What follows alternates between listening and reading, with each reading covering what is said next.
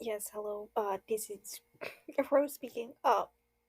So this episode is one of the strike episodes. That means this was originally supposed to be something else, but then this wondrous thing called the writers and actors strike happened.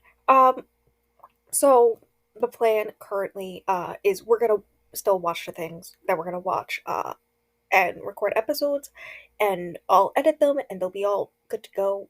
They just won't go up until after the strike is over. And I'll figure out how I'll upload all of them at that point.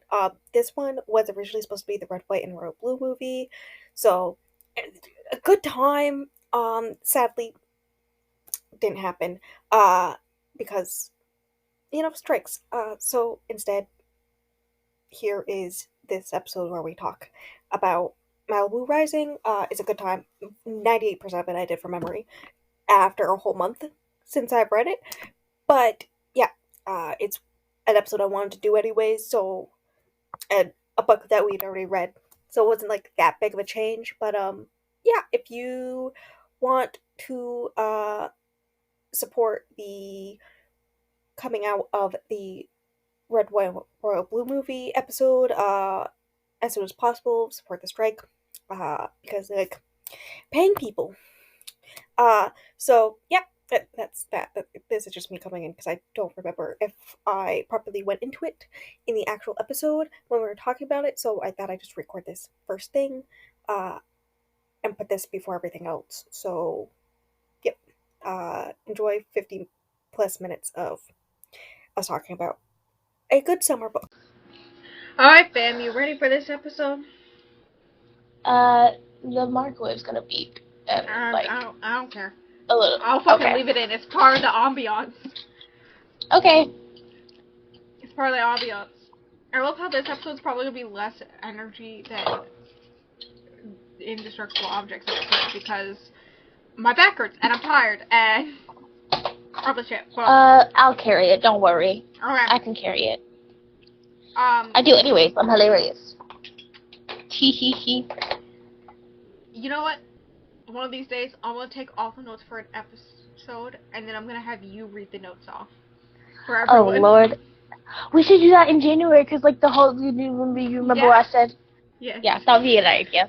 Yes. That would be funny. I don't know. We'll figure that out. I love how it is the 1st of August, and we're like January. Well, at least we're prepared for something, cause I don't prepare anything, obviously. You see how my life looks. Yes. Oh my god, my back. I'm just gonna hold my heating pad on my spine. Take some medication before I come out your walls. It's literally right here. But no. And I know you have a drink. Yeah, Take your fucking medicine. I'm gonna come out your fucking walls. I'm gonna come out the walls. I don't care. I will come out the walls. I'm keeping this in. For those who are wondering, Stingray can actually see me right fucking now. I'm not watching you. I'm loading the dishwasher. You're in my pocket. Wow! Yeah. I love you! I turned on my camera to show Stingray the dog, and now we're just here. Why is there so many knives today?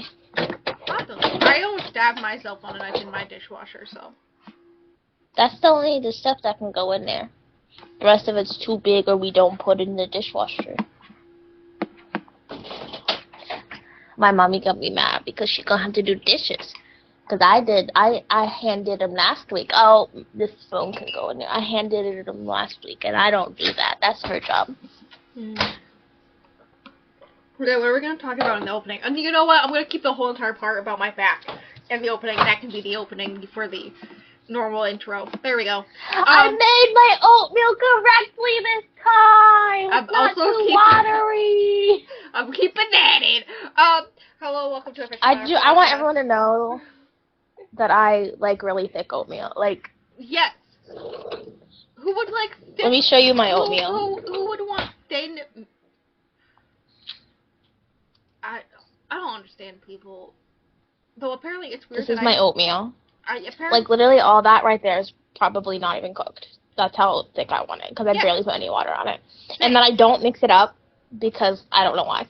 So, like, the flavoring is just, like, right there, and then, like, over here. So all this is, like, plain oatmeal. I don't know. No, apparently... Not your face. You look so judgmental. Apparently it's weird that I like to eat just plain bagels with nothing on them. Not cooked That's or a little anything. bit weird. I just eat That's plain a little bagels. bit weird. Yeah. That's a tiny bit weird, This bestie. sister also does it, so it's not that weird, apparently. Though I did just eat just a raw piece of cauliflower, just plain, while I was downstairs. Not cauliflower. Yes, Girl. because my mom has cauliflower. Listen, we have a garden. And my mom's, like, cleaning it off and all this Oh, stuff. it probably actually tastes like something, then. Yes. And my sister... Because store-bought cauliflower doesn't taste like Oh, anything. yeah, no, it doesn't. It tastes like dirt. So, my sister saw me take a piece of cauliflower and just eat it, and she's like, "Why are you raw dogging cauliflower?" Because I don't, like, do dip, or I don't even like dip. Because most dips are dairy-based, and I don't like cream cheese, or sour cream, or mayonnaise, or any of that type of stuff. I know mayonnaise isn't dairy, but still. I don't like eggs, You know, so... I don't really use many condiments besides, like, mustard or ketchup. I don't Like, I stopped mustard. eating ranch, really. I don't like ranch. The only condiment I use is ketchup, and that's I use French barbecue fries sauce and hamburgers. sometimes. I use barbecue sauce sometimes only because I physically cannot Barbecue stomach sauce on plain my chicken. Anyways, welcome to a Fisher Flower podcast. I'm Flower, I don't know what to do for the intro this time. What do I say? What's my fun fact? Oh, I remember what I was going to do for my fun fact. I decided that once a month I'm going to do an update. And I don't know why I didn't do it for the first episode of the month, but that's fine. The update, the first one, is that I am currently in the middle of 66 series. And one of them being Mardar that you continued today. The point of the story is I people. finished 2 series last month, that means, because I was at 68. I'm going to be starting so many, and you're going to be finishing a couple, and it's backwards. But granted, I'm only reading... I'll only be up to, like, 10, I think. I'm Let me go purposely... count. I have a note. I have a... You're like my sister like this. She's, like, started one series, and now she's got to finish it all the way through. Meanwhile, I'm, like, in the middle of 66 series. Because you're normal in your head. Yes. Listen, this is why I made decided to start making a vlog series where I just finish series, because I know that's difficult for me. I'm only 6% into the second Mardar, but I'm already having a good time, so, you know, it's looking good for me. I have 11. Oh my but god. 2 of them... How could you? But 2 of them are, like, I may or may not read. Yes, I have And one's on... One is I may or may not read. One is on indefinite hold. And one of them still has books coming out. Yes, I have mine color-coded, so, like, normal backgrounds are, like, ones that I've finished and are done. The green ones are I ones... need to finish Death Note. Green ones I've been reading Death Note for over a year. Green ones are, like, ones where, like, there's more book in the series out now, I can read it. Red ones are, I'm caught up with the series, I can't read anything right now. And yellow are, I may continue the series, I may not, I don't know how I feel about it. So, you know, it's a good time. Do you want to run down on the series I'm reading real quick? Or going to be reading? That can be your fun fact for Mardar. Okay. Mardar. I have 1 left. I started rereading that bitch last year. I usually read them back to back to back. I don't want to speak about it. I have 3 volumes of Death Note left. I have 2 in the Crank trilogy. That's indefinite right now. Percy Jackson. I already finished Percy Jackson. The Heroes of Olympus series. That's different. The Who series. The Who. The Who. Wayward Children. I may or may not continue that. I gotta continue. If I want to, I will, but I'm not gonna go out of my way. I gotta continue. Knock 'em out. Knock 'em out. Yes. Warm Bodies. I'm Oh my God. I'm questionable about continuing that because the first one was so good, and I'm worried. Don't pay attention to me. Kirkers, I may or may not continue that one as well. Then we have Heroes of Olympus. Then I'm gonna start Hush Hush. I've already read the first one, but I'm rereading it. I read the first one. I was like 13. Romance Royalty, and that's like the series for Crowns and Swords. I may or may not read that one. there's only 2 books so far. I don't know if there's gonna be more. And then I'm gonna be starting the Shaw Confessions, which is my diary, but from Noah's point of view, basically. That's all. My name is Fish, by the way, aka Stingray. Yeah. I feel like I say that different every time. It's okay. I say the intro different every time too. Do not pay attention to what's happening over here. Just don't worry about it. I should get closer to my computer so that like I'm actually normal audio. And all that fun stuff. So annoying. This is very much a stream of conscious podcast, very similar to how we talk to each other on a daily basis. On today's episode, we have Malibu Rising. I literally picked up my... Hell yeah! This isn't a video! Like, the only person who can see me picking up my coffee right now is Stingray. But that's fine. Because I... No, I can't because my phone screen is off. But I go see. I want to see. Let me see. Hold it up for me. That's not what you're supposed to be holding up for me. I may have been flipping Stingray off. Yeah, and I screenshotted it. Use that for the promotional material for this episode. Okay. I matched the book too. Like, but yes, I have a whole entire reading vlog about this book. I should have watched it. With your I Heart Dog shirt. Yes, I should have watched it before this. It's fine. This is a book I read the 1st and 2nd of July. So exactly a month ago, it was my favorite book of July. When did I read it? Loved it. I don't know. I know we both rated it 5 stars. Of course. It's a good time. I don't think I've rated. I'm pretty sure I've rated all the Taylor Jenkins Reid I've read, like pretty, like at least these 2. I like Evelyn Hugo and Malibu Rising. I know I rated 5 stars, and then I don't remember what I rated. Evidence of the Affair, but the only ones I've read are Malibu Rising and Evelyn Hugo, and I rated Evelyn Hugo 4, but I'm gonna reread it this month for some particular reason. No one knows about. Well, it's someone's birthday soon, and I'm annotating it and shipping to them for their birthday. I don't. It's literally on my whiteboard right here. Like, hello. I forgot about Where it. Where is it? Right here. I didn't read it that long ago, did I?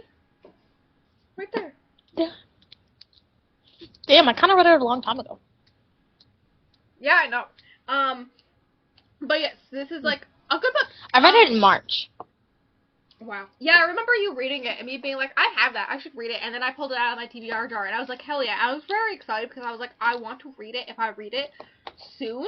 Because it was on my 23 in 2023 as well. And like, it's a perfect summer book for obvious reasons. It like takes place in Malibu. Yeah. Like, yeah. It's perfect. I rated Evidence of the Affair 4 stars and Malibu Rising and Evelyn Hugo 5, so. Yeah, I read this. Those are only Taylor Jenkins Reid I've read.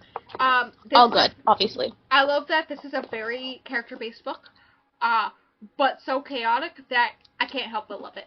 I love the interest. Literally, the moment we know, what's his name? Which brother is it? Hud. But the moment we know Hud is dating Jay's ex-girlfriend and has been dating her since before she broke up with Jay.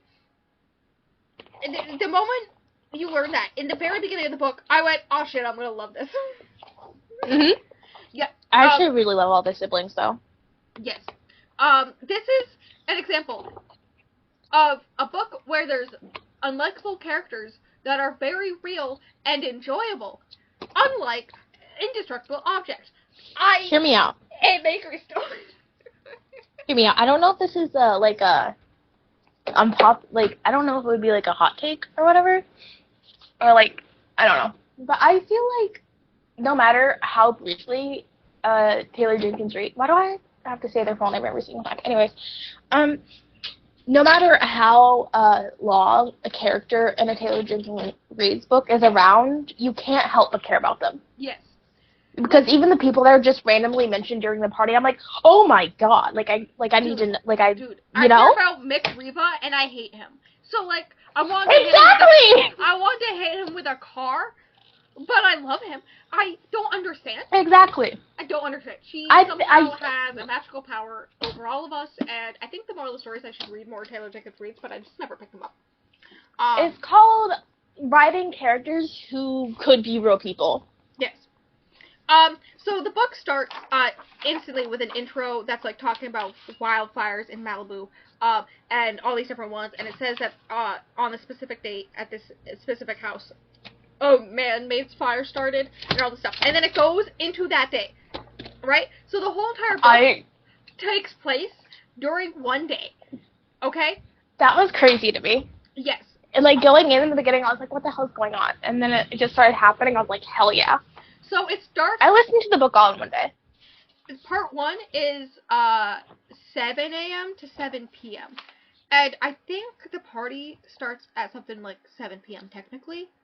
And so like this is all leading up to the party, right?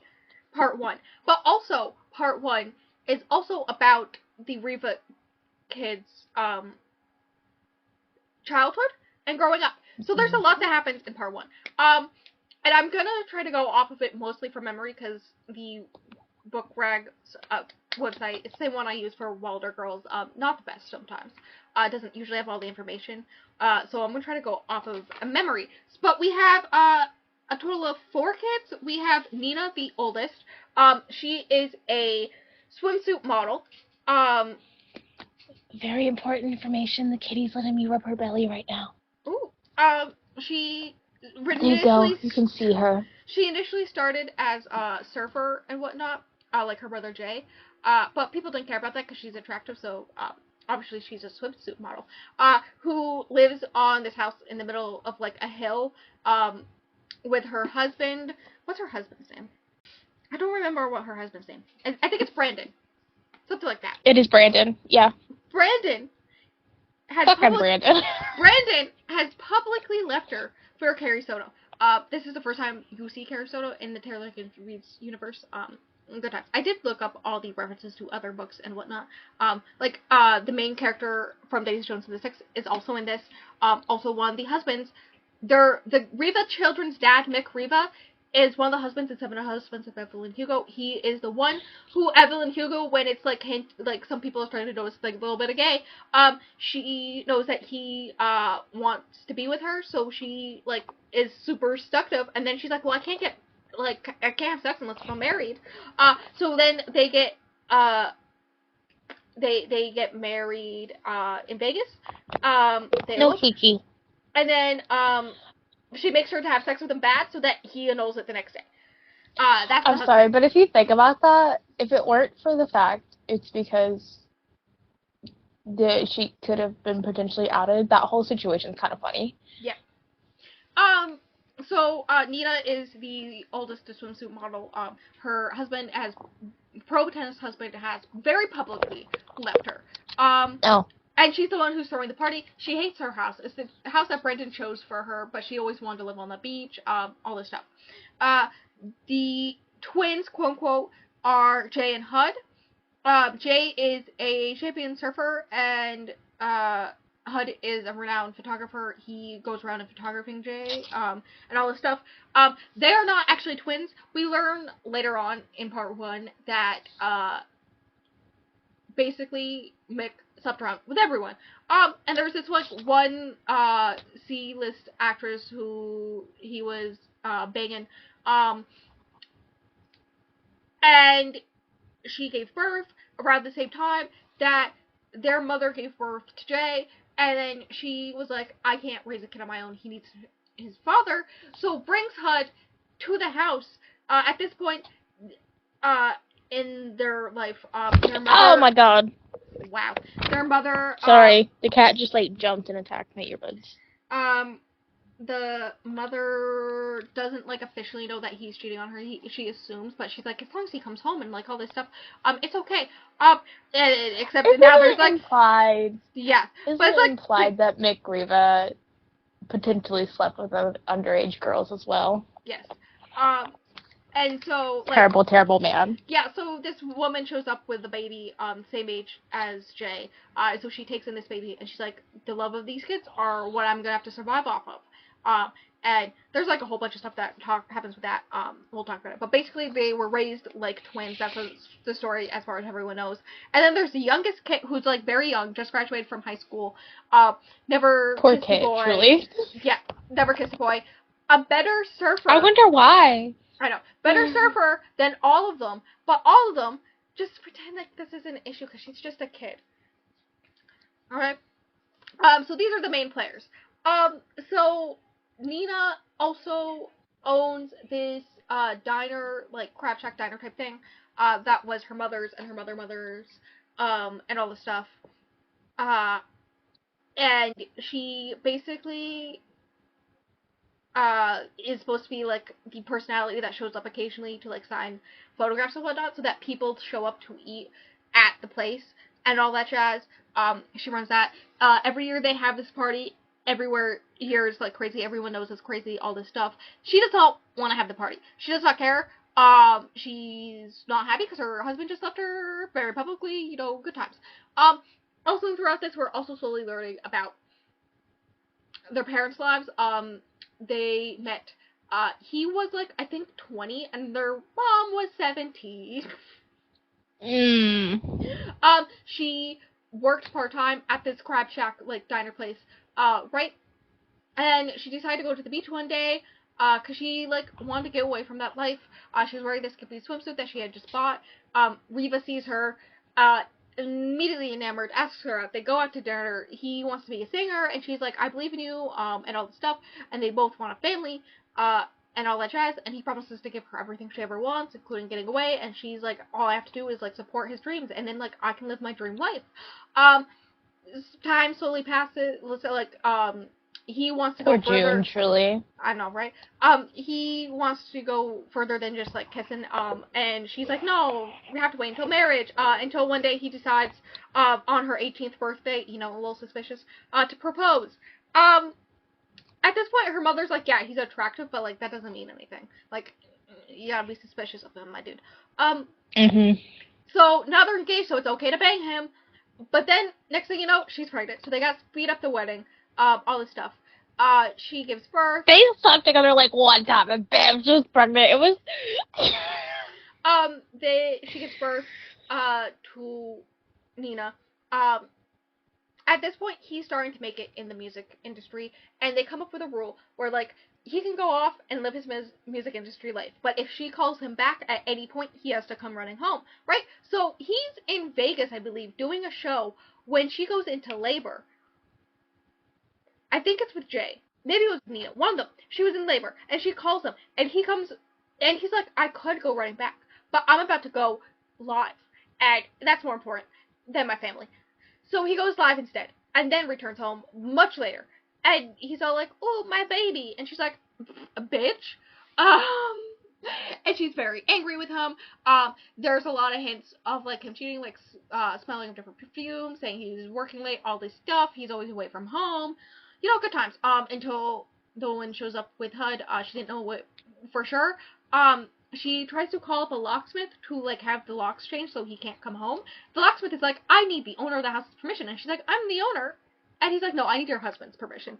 And she literally thinks, wow, I'd hate to be his wife. So instead she puts a chair in front of the door type thing, you know, sits in the chair. He comes home. He realizes pretty fast because she goes, wow, well, I met a cute baby. His name's HUD, and he got a cute kid. And he's like, oh, baby, please, I love you, please, baby, please, take her back, please. Eventually he's like crying and begging, so she lets him in. And she lets him have sex with her, but she's just like not having it. Just the imagery of him like grinding on her as she's just like, real funny to me. So, yeah, that happens. He's like, I'll never cheat on you again. And then he constantly is cheating with her again. She just accepts it as her life because she's home with the children, and she's happy with the children. Until he decides he's gonna leave her for someone else. Fucking McReba. Yes. So he's gonna leave her for someone else. He leaves her crying on the doorstep. He, at this point, is paying child support. Okay, this is very important. He runs off with this other woman. Eventually learns that this other woman doesn't fully understand him. Like, the novelty of just, like, cool sex with this woman, great, wears off, and he wants the stability of his wife after years. After years. Okay, Who would have thought? Yeah, I know, right? He's like, I want the stability of my wife. So he goes back to her. At this point, they're already divorced. I think at this point, he's already married other woman and had annulments and all this stuff. So he returns to her. They get remarried. This is when she ends up pregnant with Kit. Then At this point, Nina is old enough to remember him and remembers him like teaching her how to fly a kite on the beach and all this stuff. But eventually he leaves again. And he just stops paying child support. 99.9% sure that is illegal because he definitely has a paying job. He is a literal celebrity. He's like one of the biggest musicians in the world. At least my dad and McRiva have something in common. You know, yeah, so that happens. So, at this point, their mom, he gets really depressed, starts drinking, she starts, working at the Crab Shack diner that she wanted to escape. That was, like, her life dream was to escape it. She, ends up having to work there to, like, make ends meet, all this stuff. One day, Nina is trying to help out because she like is always trying to help out her mom because she knows like her mom it needs help. So she's like cleaning up tables and she sees herself and Nina in that moment. So she's like, "Go to the beach, take your siblings to the beach." So they go to the beach. They find a surfboard sitting there that someone left behind. So they decide to test it out, all this stuff. Nina is the first one who does it perfectly. Hot take. And yet, Jay is a professional surfer. There's like this whole thing that like she'll photograph her for like magazines and whatnot with her surfboard, but they'll always cut out her surfboard because who cares about that? She's hot. Honestly, me personally, I would prefer to see a woman with her surfboard. I don't know what all these other bitches are talking about. Yeah, you know what's hotter than a woman in a swimsuit? A woman in a swimsuit who obviously has a talent and a passion. Yes. But who would want that? Who would want that? Anyways, at this point, their mom is like drinking really heavily. And there's like this whole bit about when Kit, for the first time, realizes that their mother's an alcoholic and brings it up, and everyone's like, "Oh my god," she like almost burns down the house multiple times because of it. All this stuff. And one night, all of them have somewhere else to be. I think Kit has a sleepover. The twins are going to a party or something. Nina has... I want to make a really bad joke about how these people are so similar to my own parents, but I won't. Okay. Cersei, or not Cersei, what the hell am I talking about? Nina, my mom's not dead, don't worry. Spoilers! Nina, has, like, I think a study thing or something like that. And Nina's, like, worried. She's like, "I can stay home with you, Mom." And her mom's like, "No, you're the kid, go." The mom drinks, like, 3 glasses of vodka, decides to take a bath while listening to McRifa songs. And then Nina finds her in the morning, having drowned in the tub.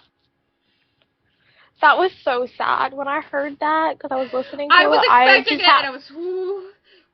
I had to sit there, I just had to pop it, and I had to sit there for a minute and be like, yeah. Oh my god. This book was actually so devastating and sad, and just the writing style is amazing, and it's very immersive, and it's such a good book. Yes. So this happened. And then I left because there's nothing else I could do. So this happens. You have to laugh through the pain sometimes. Yes. She obviously calls like crying while you dance. She obviously calls authorities. When her siblings come home, she sits them down and tells them what happened and holds them in her arms. Basically, she raises them, makes sure they go to school at the right time, all this stuff. The school board and every adult around is like, listen, as long as everyone shows up, food, fed, dressed, and their homework done, we're just gonna pretend like everything's fine. Right? Because at this point, she's almost 18. And then when she turns 18, she can, file for legal, I almost said adoption, but legal guardianship, of them, and as long as McRiva doesn't, go against it, then she can raise them. The issue is that by basically being a parent and also having to work at the diner because that's the only income they have, and all this stuff, she basically starts running it. The issue is that by doing... Also, I forgot to mention the whole point where, like, her grandma died, but that's beside the point. So, because of this, she ends up having to drop out, but she does get, legal guardianship of the siblings, right? Basically make sure that they all go to school. They all regularly... Hold on! I have surf to... now. okay, we're all normal people. There's similar. I think I understand why. The more you're speaking, the more I'm listening. I'm like, yeah, I understand why I like this book so much. Yes. I also My forgot to. parents are similar to the parents. I'm very similar to Nina, besides the fact that I'm not that smoking hot as she's described, and I cannot surf. We I can have all multiple agree. siblings, but I'm technically the oldest, but also technically the middle child, but also technically the youngest child. That doesn't make any sense to you or anybody else's name. That didn't make sense to me. It's terrible. It's a terrible life. Um, it's very odd. Yes. Anyways, that's so ominous and confusing to know everybody but you. You, Yes. even to you a little bit. It's okay. Yes. Um, I also forgot to mention the point where like their mother said that they couldn't steal like the skateboard, what the hell, surfboard from the beach, unless if it was like left there the next day at the same time, then like no one's gone to grab it, but someone did grab it, and she saved up money to buy them each surfboards for Christmas. Like this woman tried her hardest, and it breaks my heart every fucking time. Um. So, yeah, Mhm. basically Nina drops out of high school to raise them, make sure that they can go to school, while working at the, shack. She ends up, making one of the employees the manager. He's still the manager current day, all this stuff. She eventually, one day, decides to go surfing while everyone else is at school during her lunch break. She gets noticed by a photographer. He's like, hey, you hot. And that's how she becomes a model, basically. So yeah, so Oh! Sorry. when she met Brandon, he was trading on the beach. Her and Kit were at a restaurant, like a beachside restaurant type thing, eating food, and all this stuff. Um, and Brandon was trading, saw her there, and was like, "I'm real into you. You're hot." But it seems like he thinks she's hot, but also like cares what she thinks about things and whatnot. So she's like, "Cool." The first time everyone's ever really cared about that. Um, So good times. What the hell did you just send me? Oh, oh, oh, oh. Yeah, that's why I said, woo! Um. So yeah, that's happening. All that does. That's how they meet. He proposed. He bought her a house, but didn't like take into consideration what she wanted. All this stuff. Um. Now to learn some about the siblings. So Hud is currently dating this woman. He's kind of like a nomad. He lives in like a trailer that he just parks on beaches and whatnot. He's sleeping with this girl who happens to also be the ex-girlfriend of Jay. Um, Mhm. and all this jazz. Um, I can't help but just love HUD anyways.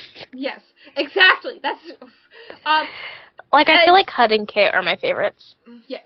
Eventually we But learn. also, it's hard to pick favorites. It's true. Eventually we learn that Hud and her started seeing each other because they ran into each other randomly on this random day while she was dating Jay. And Kiki. from her view, is that felt like Jay didn't really care about her, just cared that like, she was attractive and made her look good. Um, but like Hud actually cares about her and all the stuff. He takes nude photos of her on a Polaroid. It's important. Um, so Jay has a secret. Basically, he has. The fact that people used to take nudes with Polaroids is so crazy. I know, right? Just, like, as a whole, it's just kind of crazy. I know, right? Like, I So get it, but, like... Hud, or not Hud, Jay has a secret. He has a heart condition. Basically, if he continues surfing, he will die. And he hasn't told anyone yet. I think it's like he has a hole in his heart or something like that. Which is like a big deal because not only is it his career, but it's also his brother's career. He doesn't know what to do with his life. The only person that he tells is the barista at this coffee place he goes to. Not the phone ringing downstairs. Hope it's not for me. I can't hear it, so... I can hear it, but like barely. Bro, why is the dude that plays Henry actually so fucking hot? I don't know. Listen, you know the dude's hot if I'm saying the dude's hot. True. I'm assuming it's spam because they're just letting the phone ring. So,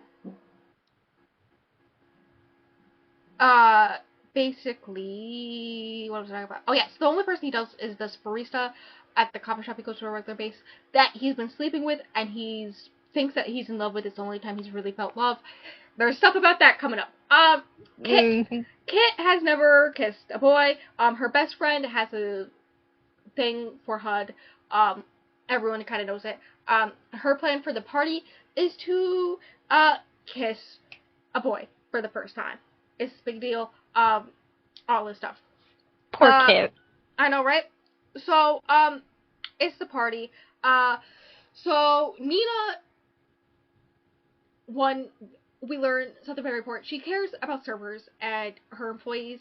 She helps them out. She makes sure to like give them iced tea when they come in to like clean her house for the party and all the stuff. And all the siblings are like, "That's so weird," and I'm like, "But it makes sense." And no, it's not. It makes sense because like she was to make it so they could like actually live. She was like bussing tables, so like it makes sense. She knows. She understands. So yeah. So there's like all that stuff. The party starts. People start showing up. It's like one of those parties where anyone who knows the address can just show up, right? There's just. I have a question. Mhm. If you knew of the party and you could get there, would you go? No, I don't like parties. Oh. I've never been to an after party, but I would go just because it's so fucking crazy. I've been to one party and I did not like it. I also do not like chaotic situations like this in person. I probably wouldn't either, but at the same time, I would like hate it in the moment, and then I would go home and I'd be like, I had such a good time. I learned so much shit I was not supposed to know. But yes, the main character from Daisy and the Jones and the Six is there. She shows up. A bunch of people show up, including Brandon. Brandon shows up. Sorry. She takes him up to the bedroom. I didn't mean to. To talk to him. That's how I feel about Brandon. Where he's like, well, the cat literally stepped on my windpipe, so. Brandon's like, baby, please take me back. You know, kind of parallelly. Fucking Brandon. Her mother and Reva, right? Makes sense. So, he's like, baby, please take me back. I didn't mean any of it. Blah, blah, blah, blah. We learn later on that he had a fight with Carrie Soto because, while he's like, has a shoulder injury and he may have to stop playing tennis. And every time he brings it up to Carrie Soto's like, bitch, get over it. Continue working. Meanwhile, I have mixed opinions on Carrie Soto just from what I've learned about her from this book. I've not read Carrie Soto, but... Which I find very interesting.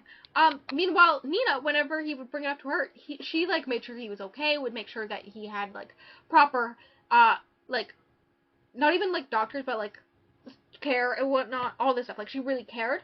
And he realized this, so he comes back and he's like, baby, please, and then tells everyone in the party we're back together, and she just like, she can't say no, because it's in front of everyone. And then at this point, her model... Fucking Brandon. I know, right? Her model best friend, who's like dating this older guy, shows up, and it's all like, babe, the fuck? And she's like, listen, I don't want to be with him, but like he... The friend is so real. Well, I don't remember her name.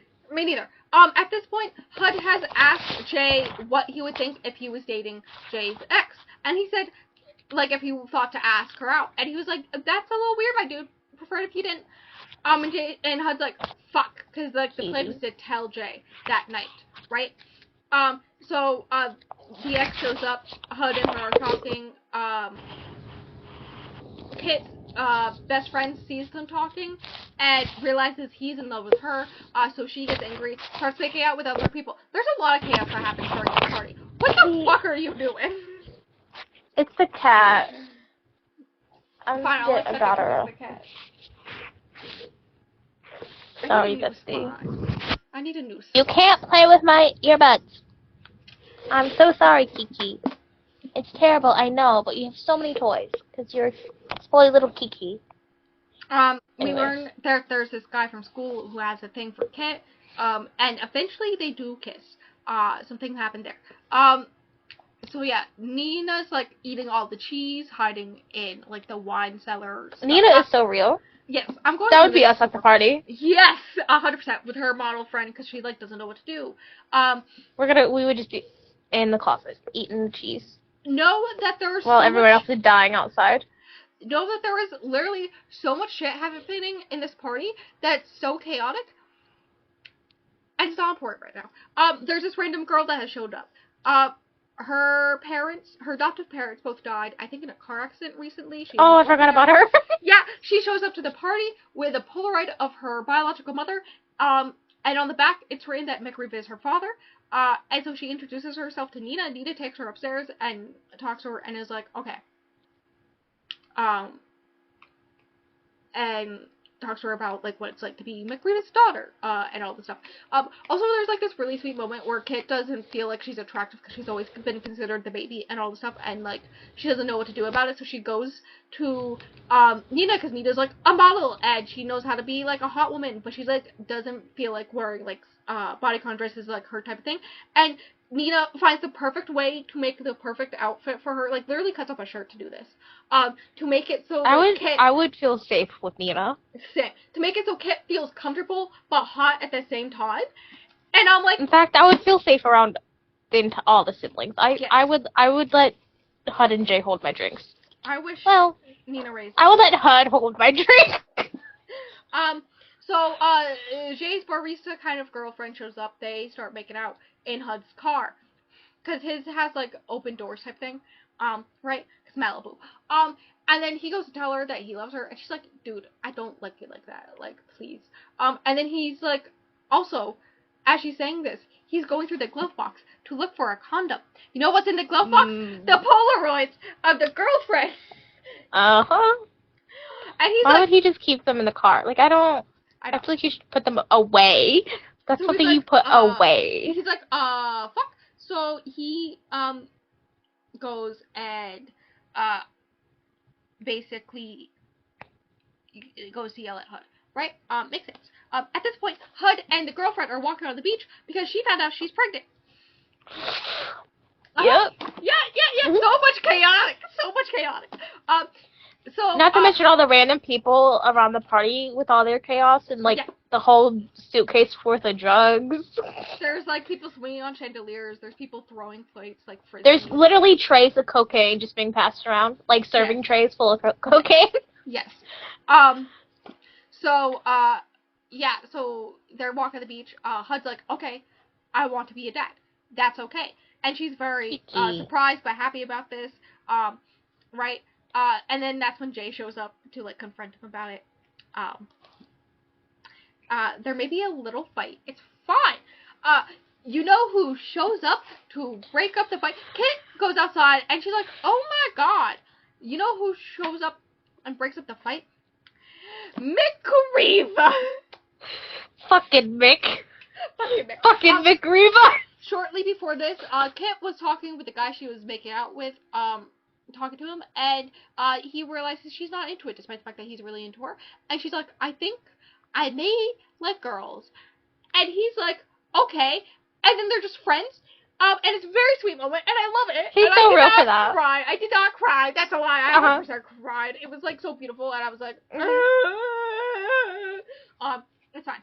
Poor baby Kit, truly. Also, I'm 98% sure there's a hint that Nina knows, because Nina at one point is like, no matter who or what you are, I love you. Yeah.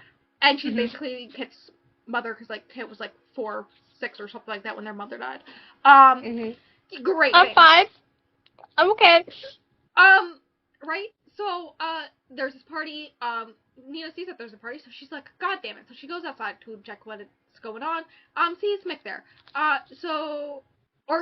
Doesn't see Mick there. Mick and the 3 others, Kit, Judd, Jay and Hud, go to the ocean, to sit there and talk, about what's going on. And Nina shows up, and they're like, where the fuck have you been? And it turns out the reason why he came to the party is because every year Kit sends him an invite, but he never opened one until that year, and he decided to go. And she's like, why the fuck did you come this year? Like, Kit is rightfully angry. We love that for her. True icon, that is Kit. My sister just sent me a video. Oh my god. It's a video of someone baby-proofing, like, all their drawers. And it's like, baby? No. Cat. And it's a little black cat. Reminds me of Kit. I got a Kiki. Yeah. Did I tell you that we might call her Kiki? I don't know what's going on with this cat. I love that for you. So yeah, no, they're like asking him why he's there, why he never called. No one brings up the like probably millions of dollars of child support he owes them. I would have brought that shit up so fast. Me too. I was like, where's my money, you bitch? You fucking McReva. Around this time, Brandon has realized that his wife doesn't love him anymore. Carrie Soto does show up and like make a scene. I kind of loved her for that, though. I know, right? Throwing all the shit on the front step, and she's like, "You literally said that I'm not a good person, and then left when my back was turned to come back to your wife. You psycho! You're not a good person. Really, he's not a good person." And she's like, "You got." His name was fucking Brandon. Of course, he's. And she's like, you can't like just go back and forth. You gotta fucking choose someone." She leaves. Brandon doesn't know what to do. He gets super drunk. I think he does some drugs too. Passes out. When he wakes up, he realizes, you know what? I want to go back to Carrie Soto. So he can't find his car. He can't find his car. So he steals McReva's car. That was so fucking funny. Crashes it on a tree. And then walks the rest of the way to her place, and they end up together. The way they never figure out who wrecked the car. I know, right? So that's happening, right? So at this point, Nina's keeping all her emotions in because she's got to be like the stoic parent, all this stuff. So McReva shows up, and he's like, "Listen, I wasn't good enough," and she's like, "Being there is better than not being there," and all this stuff. The way that he never showed up, never did anything for them, didn't show up to the mom's funeral, and he's like, "I loved your mother. I always wanted to come back, but I couldn't because it was too late because she was already dead." And it's like, that's Please be so serious. That's not a good thing. And also, like, he literally could have came to the funeral. Like, him coming to the funeral would have, oh my god, like, imagine being a fucking McReva. Yeah. Is his middle name Connor? Like, so it's hinted that, like, part of the reason why he decides to show up is because, the music industry is, like, leaving him behind. He's not the hot new thing anymore. And also, he's tired of just having sex with new girls every night. You know, maybe if he was, no, I'm gonna be quiet. I'm tired of him already. Fucking McReva. Yeah, so he's all like, "Listen, Nina, you did such a good job raising them. You didn't need me." And she's like, "Bitch, I had to drop out of high school in order to raise your fucking kid." She snaps at him. It was a beautiful moment. I clapped. Yeah. I applauded. I cried. Everybody clapped. Oh, I loved it. It was beautiful. And he feels really bad because he didn't realize. Good. He should feel worse. I know, right? He feels bad because he relates to it, because he also dropped out of high school after his parents died. Okay, you're not special, McReva. I know, and he never felt like his parents loved him, and that's why, like, he didn't think he could be a good parent. And McReva, you're not special. And then I'm pretty sure it's Kit. Someone brings up the idea that, like, well, they broke the cycle. Nina broke the cycle because she was a better parent to them than he could have ever been, and all this stuff. And by doing that, she broke the cycle and all this stuff. Around this point, Nina realizes she's not gonna be with Brandon, because then she'd just be her mother, and she wants to break the cycle, on all this stuff. Very beautiful moment. We love it. Yay, siblings. Hud and Jay do make up, cause, like, Hud's like, she's pregnant. I love her. I'm gonna marry her. And Jay's like, okay. It's a jerk move, and I'm gonna be upset with you for a bit, but, like, you're my brother. We love it. Very valid feelings, I feel like. Yes. Yes. At some point, the girl that showed up with the Polaroid of her mother with McReva's name on the back as the father, shows up on the beach, and Nina's like, "This is your possible other child. Who knows how many kids you fucking have?" And he probably has. I'm gonna go with a strong at least 12. You know how much child support this man probably owes people? God. He looks at the photo of millions. Yes, he looks at the photo of this girl's biological mother. Also, I should note that this girl is, like, going off to college age, which means she's the same age, basically, as Kit, which means she was probably right after Kit was born. Right after he left her again. Jane Hud. Right after he left her again. And it makes me fucking McReva. And he goes, "Oh, I slept with a law woman. I don't know." And he's like, "We can do a paternity test if you want." And, basically, the four siblings decide to accept this girl as their family, even if she's not their family, because like, of course, they're big on family, all this stuff. They're better people than McRiva? Yeah. Yes. Can you tell this is Mick Reba hate group? Yep. This is Remember a how we McRiva hate account. remember we are both Okay, McRiva. we are both a clearance supremacy fan account, but also Mick Reba sucks ass supremacy account. Real. And a Cal No Rights hate account. Dude, you should come up with some kind of meme about how much we just hate Mick Reba. Like, so, like, happy good times, and then Mick Reba does anything. And we are just dying. I will make it happen. Okay, good. Yes. No, I feel like it should be like us loving Malibu Rising and with the Bella meme, and then on the dark side it should like fucking McRiva. Mick Reba doing anything. Yes. So inside at the party, there's a random guy who finds a random gun and starts shooting things. I forgot about that. Yeah. Who thought that was a good idea? Nina's Where did the gun come from? I don't know. Nina's Hollywood best friend instantly is like, the fuck? So she calls the police because there's a guy with a gun. Oh my god. The police show up. They instantly start calling her baby and stuff like that because she's hot. But also she's a woman of color. So they start like, you're on fucking her. Duty. Please be so serious. Start degrading her and being like, listen, ma'am, we need to talk to the owner. And she's like, dude, the owner's outside. But like, can you deal with the guy with the gun? And they're like, we need to talk to the owner. And she's like, please, officer. Like, I love. Like, we need to talk to the owner. And then they like put her hair behind her ear, and they're like, sweetheart. And she goes off at them, and so they arrest her. And you know, I love how they're called because someone has a weapon and they're shooting it off at this very public, crowded event. And they're like, no, let's not worry about the fucking weapon that's at the hands of anybody around people who, for anybody who get a hold of this thing. And so many people have been drinking and doing drugs. Like, I'm not surprised, but like, goddamn. Yep. So Kit sees this, and is instantly like, guys, what the hell? Then they arrest Kit. And then the guy that she was making out earlier, who's now like her best friend, it was like, also got arrested with her, trying to help her, and all this stuff. He's so real. Yeah, I think Jay and HUD go to pay her bail or get them out, basically, all that jazz. And then they, as a family, decide that Nina, has been their parent for way too long. She should live her dream. She just wants to go, like, to an island and, like, surf. And not Doesn't be, she like, go to Portugal? Yes, I believe so. And all the stuff. And so they're like, go! Like, who cares about this? You already paid cleaners to come and clean it up afterwards. They'll come clean it up, and then it'll just be like you disappeared. And there won't be much to clean up, will there? No. Because, so, like, this is the plan. Mick promises to stay in contact. And then he, as he's leaving, he's like, where's my car?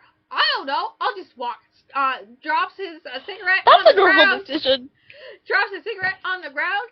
And then, whoosh, the house catches on fire. No one knows about this until after the fact. Fucking McRiva. Because, like, Nina's already in the car. Jay and HUD are already picking up Kit from the prison or whatever, living their lives. Like, no one knows. It's his fault. It's so funny. Yes. So Nina, like, doesn't realize it until she lands, like, the plane lands, and it's just assumed that she, like, oh, no one knows where the owners went. Brandon's happy with Carrie Soto. Kit, she hated the house anyways. Yes. You know. Around this point, Jay learns or realizes that Kit is a much better surfer than he's ever been. And so I think it's, like, hinted that she becomes, like, a professional surfer now. And Jay trains her and becomes, like, her social media. I assume, like, oh, not social media, but, like, becomes her, manager type thing. Because he can't surf himself, so I think, like, it becomes, like, a family thing where, like, Jay helps her with that. HUD, does photos, all this stuff, to take her, like, big deal, all that jazz, yeah. You know, I actually really love the ending because it feels so, like, Yep. correct and full circle and, what's the word I'm looking for? I can't think of the word.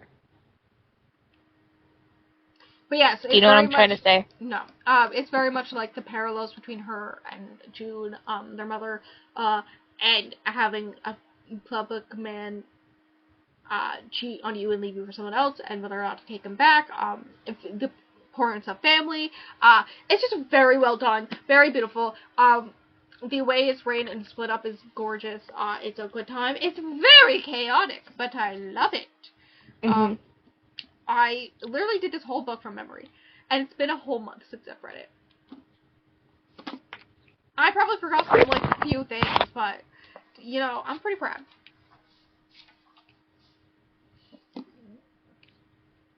The way this book came out in 2021, and I just read it. Well, I just read it this year, too. Um, That's, like, good for me if I'm reading a book that new. yes.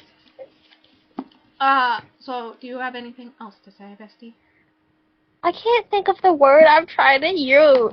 I believe you. My tummy hurts. You think of words. I'm gonna lay here. I'm a squishmallow. Like, I just, like, the ending is very full circle, you know, and just Yes. right, you know, and, like, it is what it is almost, you know? I don't know. I really like the ending. Like, I feel like if it would have ended any other way, it wouldn't have been as good. Yes. Agreed. The fact it's Mick's fault, like, I can't get fucking McReba. Yeah. Yeah, no, it's good soup. I recommend. If you like chaotic rich people doing chaotic rich people things, read it.